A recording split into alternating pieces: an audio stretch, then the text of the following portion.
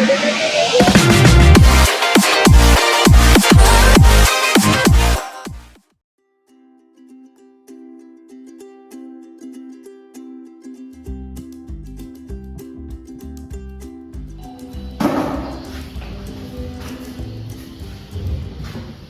pagi anak-anak. Baik. Apa kabar? Baik. Alhamdulillah. Bagus, suaranya yang keras ya. Yang semangat, semangat. Semangat. Baik. Sebelum kita memulai pembelajaran kita hari ini, marilah kita mengucap syukur kepada Allah Subhanahu wa Ta'ala bahwa kita bisa berkumpul di sini dalam keadaan sehat. Ya. Ibu minta salah satu untuk maju berdoa dulu. Marilah kita berdoa pada pertama dan kemudian kita masing-masing berdoa dulu.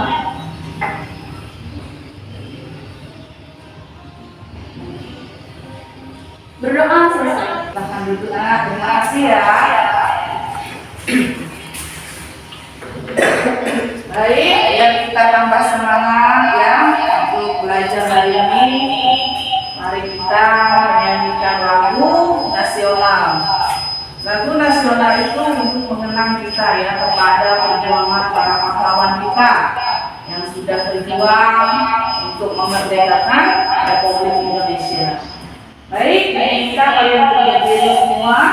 Kita akan menyanyikan lagu dari Sabang sampai Merauke.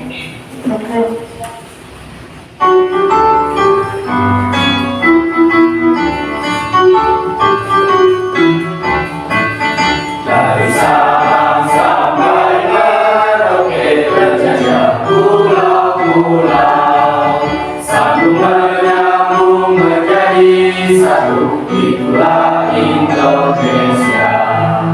Indonesia tanah airku, aku berjanji padamu, menjunjung tanah airku, tanah airku Indonesia. Terima kasih anak-anak, silakan duduk kembali ya. Baik, untuk kita supaya tahu yang hadir atau yang tidak hadir hari ini, Ibu akan memanggil saja ya siapa yang hadir, tidak hadir. Ada yang tidak hadir? Berapa orang? Ya. Atas nama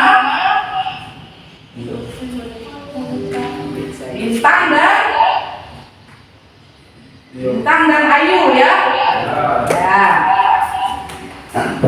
Baik, kemana? Ayu dengan Bintang ada yang tahu? Nggak tahu? Atau ikut PNR? Oh, ikut PNR. Ya. Apa itu PNR? Palang Merah Remaja. Palang Merah Remaja. Berarti sebagian kalian ikut Palang Merah ya? Palang Remaja. Nah. Ini yang dia itu hari ini karena belajar dengan ibu kan? Makasih ya. Kita sudah belajar dengan ini. Baik. Materi kemarin, minggu kemarin kita mengenai harga dan pasar. Nah, harga dan pasar minggu kemarin sudah kita bahas. Kemudian kita memasuki hari ini. Ya, tapi sebelum kita memasuki materi hari ini, Ibu ingin bertanya dengan kalian. Ada yang tahu nggak apa itu pengertian dari pasar? Perkenalkan, nama saya Derobi. Saya izin menjawab apa itu yang dimaksud dengan pasar. Pasar adalah tempat bertemunya seorang pembeli dan penjual untuk melakukan sebuah transaksi. Terima kasih. Ya. Kemudian kita sudah mengerti dengan pasar tadi. Berarti kita masuk ke temannya pasar karena pasar dan harga. Kemudian Ibu ingin bertanya juga masalah harga. Apa itu harga? Ada yang tahu harga apa? Saya tahu. Ya, oke, silakan berdiri. izin menjawab, harga adalah sebuah nilai uang yang ditentukan oleh perusahaan untuk memberi imbalan kepada barang atau jasa yang diperdagangkan. Iya, betul ya. Bagus. Terus lagi kita hitungannya. Baik, berarti kita sudah memahami tentang materi minggu kemarin yaitu harga dan pasar. Selanjutnya kita akan melanjutkan materi kita minggu ini. Sebelum kita melanjutkan, kita sudah mengingat tadi ya masalah harga dan pasar. Kemudian baik untuk selanjutnya kita membagi kelompok aja ya.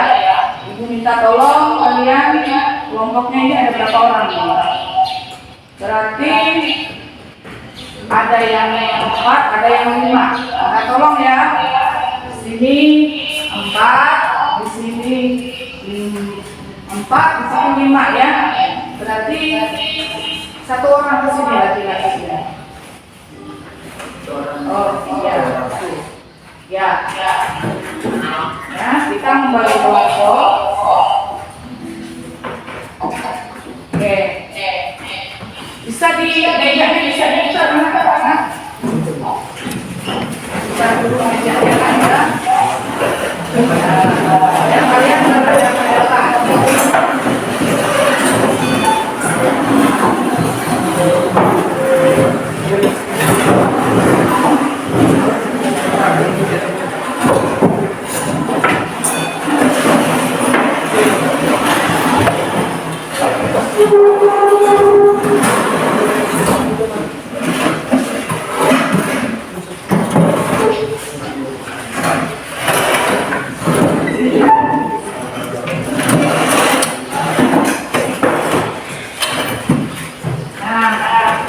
Setelah kalian kelompok, kita akan menyaksikan ini video pembelajaran ya, pembelajaran tentang permintaan.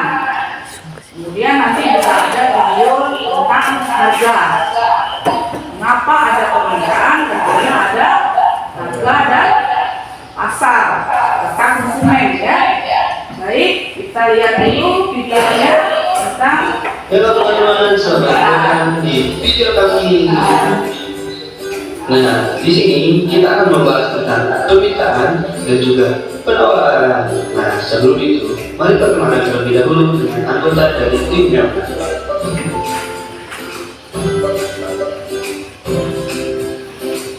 Nah, di sini kita akan memberitahukan terlebih dahulu tentang kompetensi inti dan kompetensi dasar dari materi ini. Nah, silakan teman-teman bisa baca ya tentang KI dan dari materinya. Berikut ini grafik yang menunjukkan hubungan antara harga dengan jumlah penawaran dari sudut pandang pengusaha. Semakin tinggi harga suatu barang, maka semakin banyak pula barang yang ditawarkan oleh pengusaha. Grafik ini dinamakan dengan kurva penawaran. Tetapi di suatu titik, apabila harga barang yang ditawarkan terlalu tinggi, maka orang-orang jadi tidak mampu untuk membelinya. Dan dengan banyaknya persediaan barang yang ada, kalian menjadi kelebihan stok. Sepertinya, jika kalian menjual dengan harga yang lebih murah, itu lebih baik daripada tidak ada penjualan sama sekali. Berikut ini grafik yang menunjukkan hubungan antara harga dengan jumlah permintaan dari sudut pandang pelanggan. Semakin tinggi harga suatu barang, maka semakin rendah permintaan karena tidak terjangkaunya harga oleh pelanggan. Tetapi jika harga barang semakin murah, maka semakin rendah permintaan. Grafik ini dikenal dengan sebutan kurva permintaan.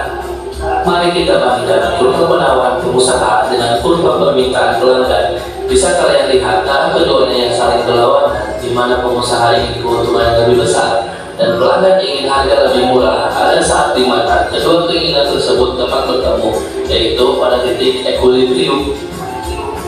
Titik equilibrium atau titik keseimbangan harga adalah kondisi di mana jumlah barang dan harga yang diinginkan oleh pelanggan sama dengan jumlah barang dan juga harga yang ditawarkan oleh pengusaha. Presiden Joko Widodo mengakui harga beras masih mahal. Begitu, Presiden memerintahkan Direktur Utama Perum Bulog menjelang operasi pasar murah untuk memenuhi kebutuhan beras dengan harga terjangkau untuk masyarakat di seluruh Indonesia. Usai kunjungan ke Bulog Purwasari, Karawang, Jawa Barat, Presiden Joko Widodo menyatakan sejumlah kebutuhan pokok sudah mulai bisa dikendalikan, kecuali harga beras yang masih tinggi. Untuk itu, Presiden memerintahkan Bulog harus menjadi permintaan pasar serta beras beberapa pun jumlahnya. Dalam kunjungannya, Presiden juga menggelar pembagian beras Bulog kepada Presiden. Aceh semuanya baik. Hanya satu beras yang belum turun tadi saya sampaikan tadi pada telur yang biasanya di atas 30 tadi 26 turun, dan saya perintah pada Pak Bulog untuk mengoperasi pasar tidak hanya di retail, tidak hanya di grosir, pimpinan semuanya minta berapapun beli. Baik, anak-anak, sisi seperti dua lagi ya. Nah, dari video tadi kita mengetahui apa itu pengertian dari permintaan dan apa maksud permintaan serta bagaimana rupa permintaan. Ada yang ingin ditanyakan, anak-anak? Ya. Apa bunyi permintaan tadi? Apa bunyi dari permintaan? Saya lupa. Ya. Apa bunyi permintaan? Semula tinggi harga suatu barang, maka jumlah barang yang diminta akan turun. Semakin rendah harga barang, suatu barang, maka jumlah barang yang diminta akan meningkat. Demikianlah bunyi dari hukum permintaan. Jadi dari video tadi kalian perhatikan ya, kalian bisa menjawab dari hukum permintaan. Sekarang pengertian permintaan. Apa pengertian dari permintaan? Ya, silakan. Sejumlah barang yang dibeli atau diminta pada satu harga dan waktu tertentu. Ya, beri aplausnya. Dari pembelajaran kita hari ini sudah dipahami ya, kemudian Ibu akan menambahkan juga pengertian dari permintaan. Kemudian ada hukum permintaan.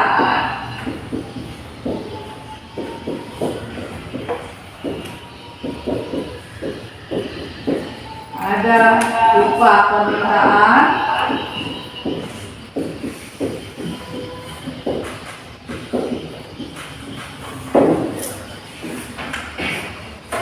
Kemudian faktor-faktor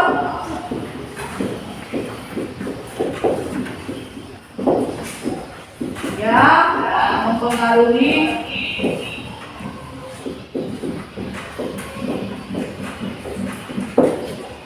permintaan. Nah, dari 4 sub hari ini, sub pembelajaran kita hari ini, kalian akan memahami pengertian dari permintaan, hukum permintaan, rupa permintaan, atau faktor yang mempengaruhi permintaan.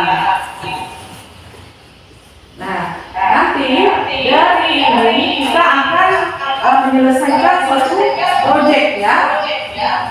Proyek yang berhubungan dengan permintaan dan lingkungan data sehari-hari. Pada minggu kemarin, pada minggu yang lalu sudah saya sampaikan kepada kalian jadwal kalian untuk observasi atau survei pasar. Kalian menanyakan apa hubungannya harga-harga di pasar itu apakah mengalami penurunan atau peningkatan. Nah, itu semua sudah kalian dapatkan nggak? Sudah. Berarti hari ini produknya bisa kita kerjakan. Oke. Berarti Ibu anggap kalian sudah mendapatkan hasil hasil dari survei ya. Kemudian hasil dari wawancara dengan pedagang sudah enggak? Ya. Apa yang akan kalian anggap nanti dari kehidupan sehari-hari itu akan kalian tuangkan dalam produk kalian ya.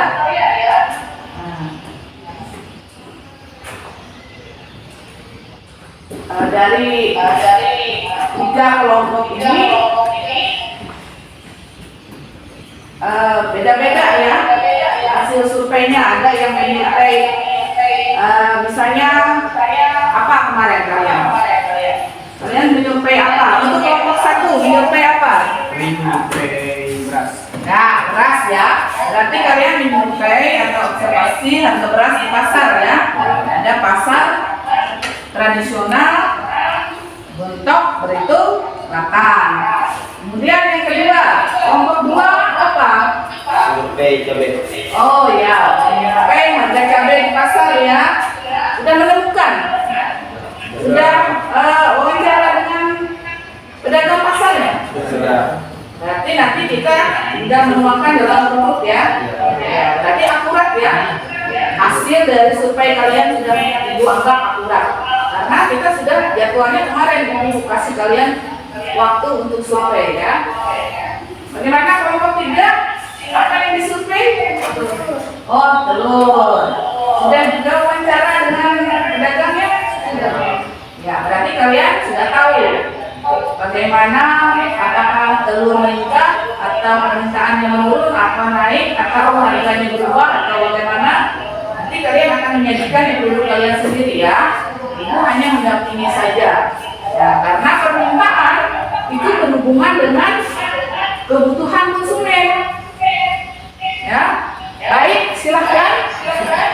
Kalian silahkan lanjut bekerja. Ayo kita mulai karena silahkan.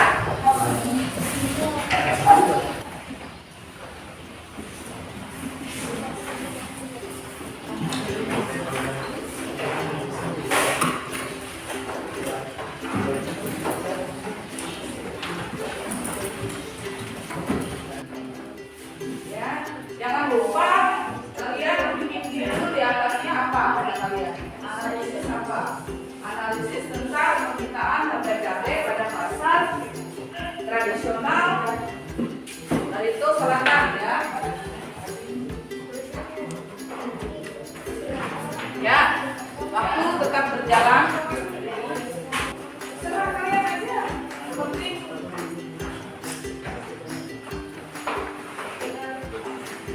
sesuai keinginan hati kalian, yang penting ya nak sama ibaratnya supaya kalian itu punya uang kami sendiri di situ. Bagaimanapun seperti pohon lah, seperti apa yang penting alurnya pas.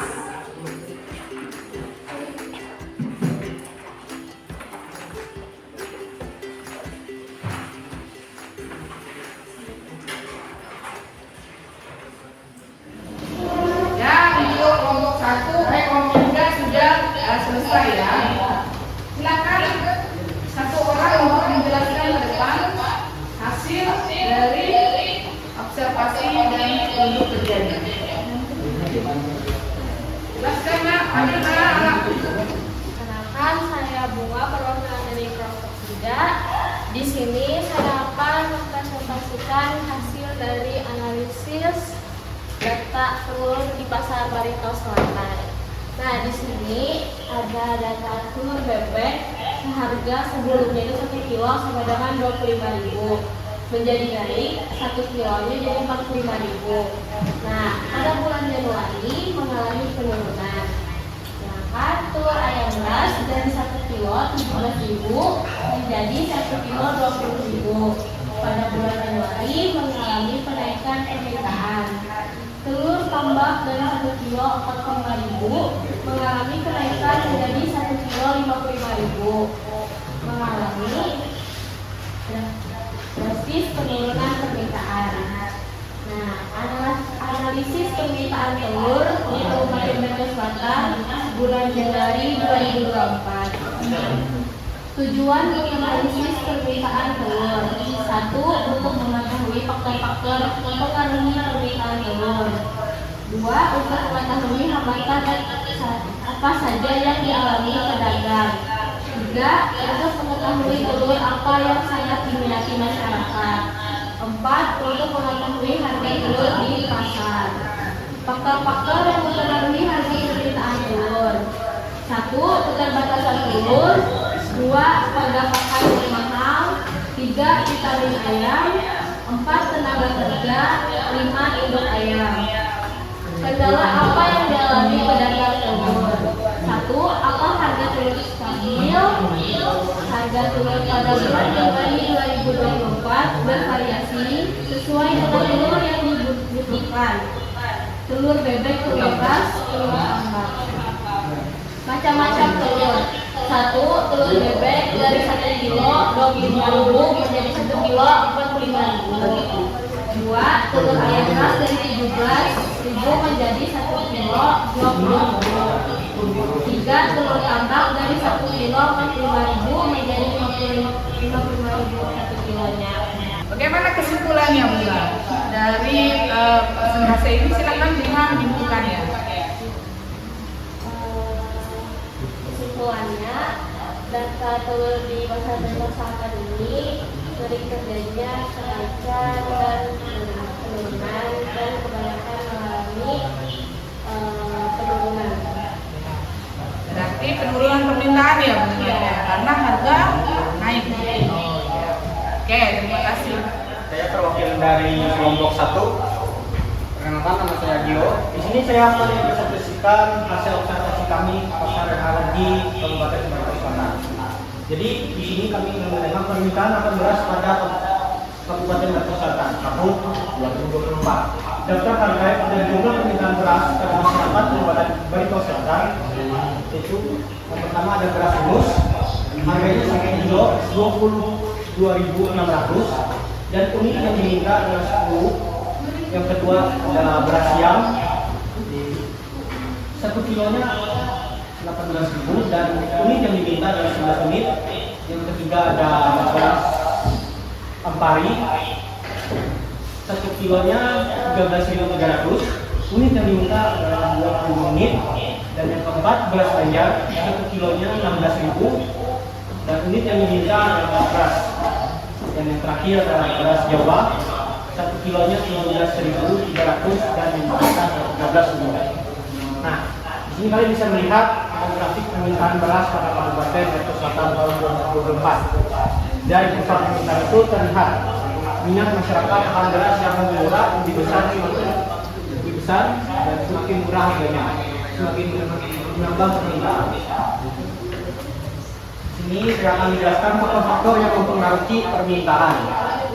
Yang pertama adalah harga barang, yang kedua pendapat masyarakat, yang ketiga selera masyarakat, dan yang keempat kualitas barang. Yang kelima harga barang lain, yang keenam jumlah penduduk, dan yang ketujuh dan yang terakhir prediksi masa depan. Apa sih kurva permintaan?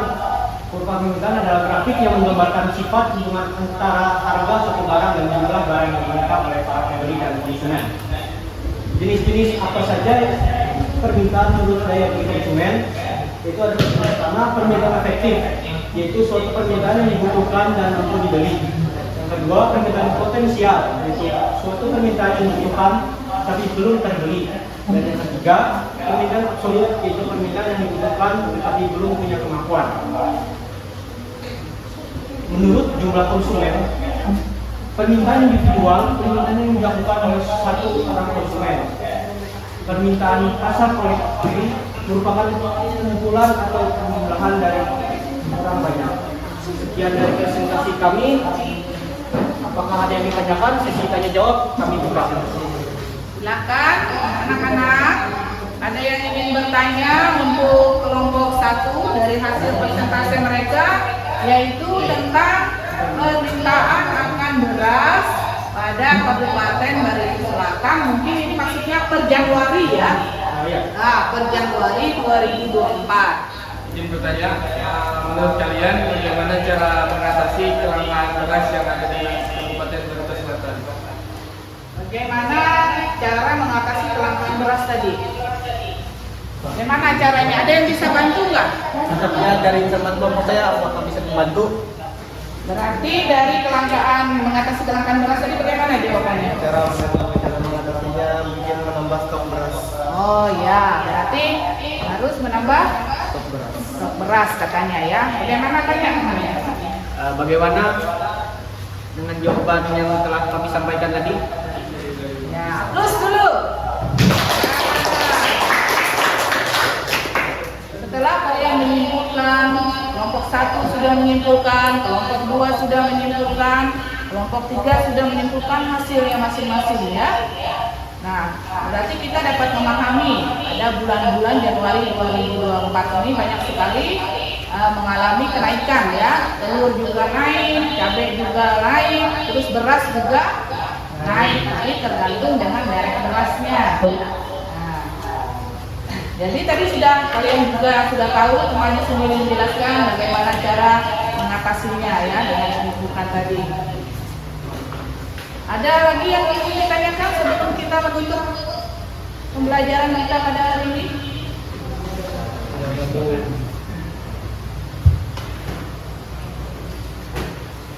Ibu minta sebelum ibu menutup, minta satu orang dulu untuk menyimpulkan kesemuanya dari ketiga-tiganya ini tadi.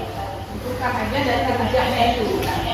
Apa yang dihasilkan dari pembelajaran kalian pada hari ini? Nah, untuk hasil dari presentasi yang sudah saya lihat di sini, menurut saya kita semuanya membahas tentang kelangkaan. Apakah benar ya. Ya, jadi di sini dapat kita simpulkan bahwa yang namanya kelangkaan itu selalu dapat terjadi. Jadi untuk menghindarinya kita juga harus menciptakan inovasi-inovasi baru agar bisa menghindari kelangkaan tersebut. Terima kasih. Ya.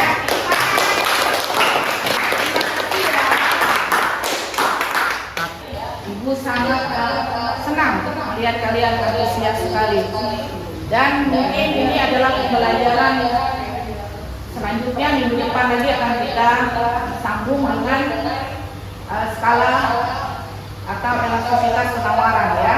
Jadi hari ini kita permintaan, minggu depan kita akan penawaran. Sebelum kita belajar minggu depan, kalian belajar di rumah dulu ya, karena kita tetap akan melakukan project. Sudah, silahkan kalian bersihkan dulu mejanya karena pembelajaran kita tertutup. Apa perasaan kalian setelah melakukan presentasi ini? Bagaimana perasaannya? Buat. Bagaimana perasaannya?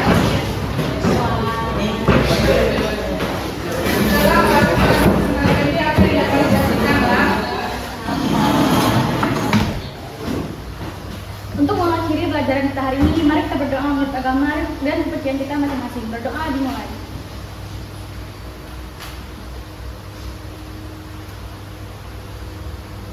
Berdoa selesai.